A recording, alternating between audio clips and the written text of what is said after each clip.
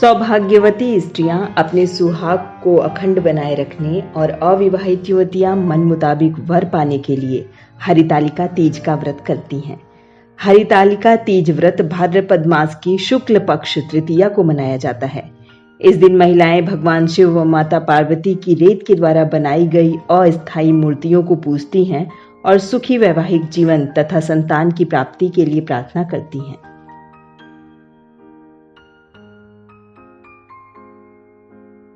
परम भागवत श्री वेद व्यास के परम शिष्य श्री सूत जी महाराज ने शौनक आदि 88,000 ऋषिवरों के प्रश्न करने पर हरितालिका व्रत कथा सुनाना प्रारंभ किया। उन्होंने कहा, हे ऋषिवरों, अब आप परम पुनीत हरितालिका व्रत की कथा को श्रवण कीजिए। श्री सूत जी बोले, सती व्रत को धारण करने में परम श्रेष्ठ माता पार्वती और गले में नरमुंडों की माला को धारण करने वाले अजर अमर देवों में श्रेष्ठ गरल कंठधारी भूत भावन भगवान आशुतोष शंकर की सर्वप्रथम वंदना करता हूं। भगवान शंकर की जय हो, जय हो, जय हो। एक समय माता पार्वती और भगवान शिव जी कैलाश के शिखर पर विराजमान थे। जिज्ञासा के वशीभूत होकर माता पार्वती ने महेश्वर से प्रश्न किया, हे देवाधिदेव, आप विश्व के नियंता हैं, समस्त धर्मों के अधिष्ठाता हैं और समस्त गुप्त भेदों को जानने वाले हैं। आप मुझ पर अनुग्रह करके कृपया ऐसा गुप्त भेद मुझसे कहें जो समस्त व्रतों में सर्वश्रेष्ठ हो।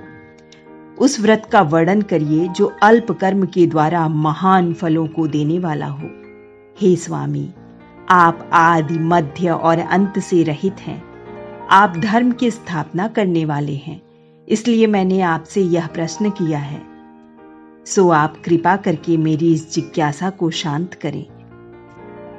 भगवती पार्वती के इन वचनों को श्रवण करके मंद मंद मुस्काते हुए आशुतोष भगवान शंकर जी बोले, हे प्रिय, तुमने आज मुझसे अति श्रेष्ठ प्रश्न किया है।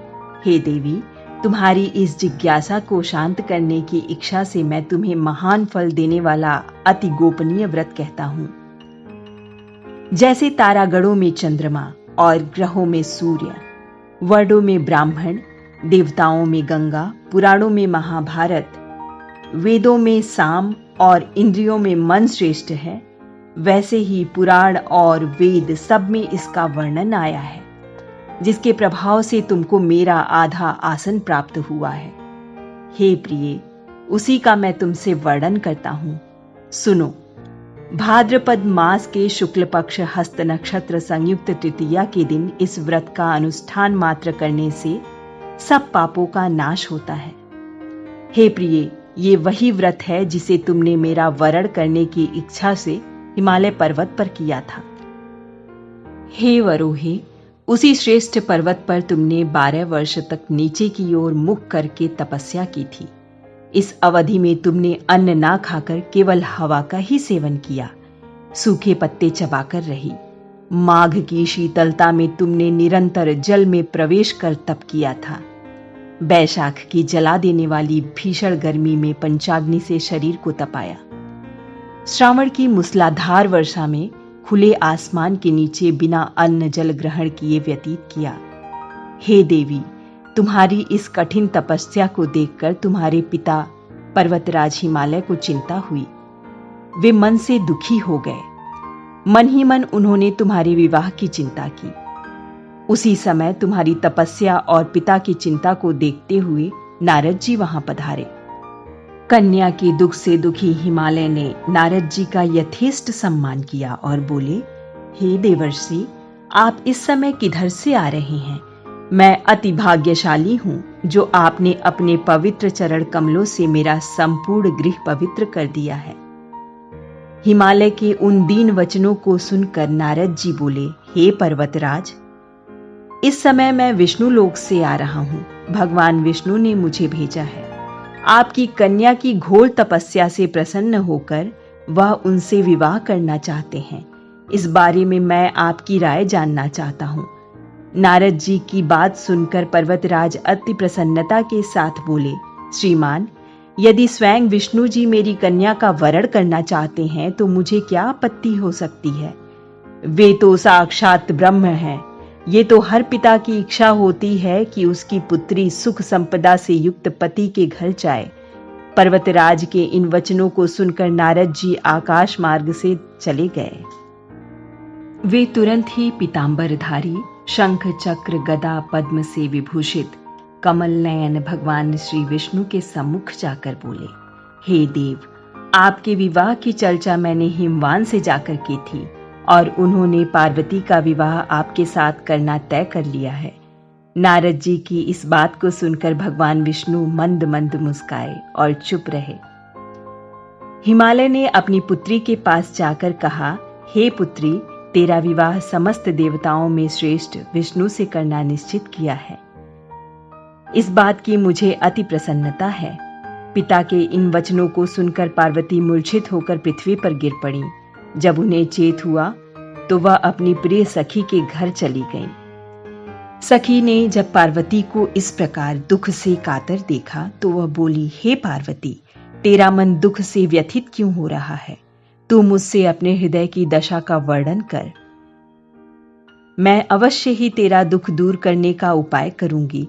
सखी के इन शब्दों को श्रवण कर पार्वती ने कहा, हे सखी, मेरे पिता ने नारद जी से कहा है कि वे मेरा विवाह भगवान विष्णु से करने को तैयार हैं, किंतु वास्तविक बात तो यह है कि मैं भगवान शंकर को अपना पति मान चुकी हूँ। यदि पिताजी विष्णु से मेरा विवाह करना चाहेंगे तो मैं अपने धर्म की रक्षा करने की इच्छा से अपने इस शरीर का त्याग कर दूंगी। पार्वती के इन वचनों को सुनकर सखी ने विचार किया और बोली, हे पार्वती, तू दुखी ना हो। मैं तुझे ऐसी युक्ति बताती हूँ जिससे तेरा विवाह निश्चय ही शंकर जी से होगा। तू मेरे साथ अपना घर त्याग कर वन को चल। मैं तुझे ऐसे गहन वन में ले चलूंगी जहां से तेरे पिता तुझे ना पा सकेंगे। पार्वती जी ने अपनी सखी की सलाह को मान लिया और तब उसके साथ भयानक जंगल में जा पहुंची। तुम्हारे पिता तुम्हें घर में ना पाकर बड़े चिंतित हुए। वह सोचने लगे कि मैंने तो विष्णु जी से अपनी पुत्री का विवाह तय कर दिया है। यदि भगवान विष्णु बारात लेकर आ गए और कन्या घर पर नहीं मिली तो बहुत अपमान होगा। ऐसा विचार कर पर्वतराज ने चारों ओर तुम्हारी खोज शुरू करवा दी। इधर तुम्हारी खोज होती रही, उधर तुम घर से निकलकर घने जंगल में नदी के तट पर जा पहुंची। इस नदी के तट पर तुमने एक विशाल और बड़े वन को देखा। नाना प्रकार के हिंसक पशु पक्षी उसमें वास करते थे। उस वन में एक गुफा थी। तुमने अपनी सखी के साथ इस गुफा में रहना प्रारंभ किया और अन्न को त्याग दिया। इस प्रकार तुम मेरी आराधना में लीन रहने लगी। भाद्रपद तृतीया शुक्ल को हस्त नक्षत्र था। उस दिन तुमने रेत के शिवलिंग का निर्माण किया। रात भर मेरी स्तुति में गीत गाकर जागरण किया। तुम्हारी इस कठोर तपस्या के प्रभाव से मेरा आसन हिल उठा और मैं शीघ्र ही तुम्हारे पास जा पहुंचा और तुमसे वर मांगने को कहा। तब अपनी तपस्या के फलीभूत मुझे अपने समक्ष पाकर तुमने कहा, मैं आपको सच्चे मन से पति रूप में वरण कर चुकी हूँ। यदि आप सचमुच मेरी तपस्या से प्रसन्न होकर यहाँ पधारे हैं तो मुझे अपनी अर्धांगिनी के रूप में स्वीकार कर लीजिए। तब तथास्तु कहकर मैं कैलाश पर्वत लौट आया। प्रातः होते ही तुमने पूजा की समस्त सामग्री नदी में प्रवाहित करके अपनी सखी सहित व्रत का वरण किया। उसी समय गिरिराज अपने बंधु बांधवों के साथ तुम्हें खोजते हुए वहां पहुंचे। तुम्हारी दशा देखकर अत्यंत दुखी और तुम्हारी इस कठोर तपस्या का कारण पूछा। तब तुमने कहा, पिताजी, मैंने अपने जीवन का अधिकांश समय कठोर तपस्या में बिताया है। मेरी इस तपस्या का उद्देश्य केवल महादेव जी को पति के रूप में प्राप्त करना था। आज मैं अपनी तपस्या की कसौटी पर खरी उतर चुकी हूँ। चूंकि आप मेरा विवाह विष्णु जी से करने का निश्चय कर चुके थे, इसलिए मैं अपने आराध्य की तलाश में घर से चली गई। अब मैं आपके साथ घर इसी शर्त पर चलूंगी कि आप मेरा विवाह महादेव जी के साथ करेंगे। पर्वतराज ने तुम्हारी इच्छा स्वीकार कर ली और तुम्हें घर वापस ले गए। कुछ समय बाद उन्होंने पूरे विधि विधान के साथ हमारा विवाह किया। जगत जननी पार्वती ने प्रश्न किया, हे भगवान, आप कृपा करके मुझे यह बताने का कष्ट करें कि इस व्रत का नाम हरितालिका किस प्रकार हुआ। तो शिवजी बोले, क्योंकि तुमको तुम्हारी सखी हरण करके ले गई थी, इस कारण हरण और तालिका का अर्थ सखी होता है। इस प्रकार इस व्रत का नाम हरितालिका पड़ा। ऐसी रोचक कहानियों एवं जानकारियों के लिए ज्यादा से ज्यादा हमारे इस चैनल को शेयर करें, लाइक करें और सब्सक्राइब करने के लिए बेल आइकन दबाना ना भूलें।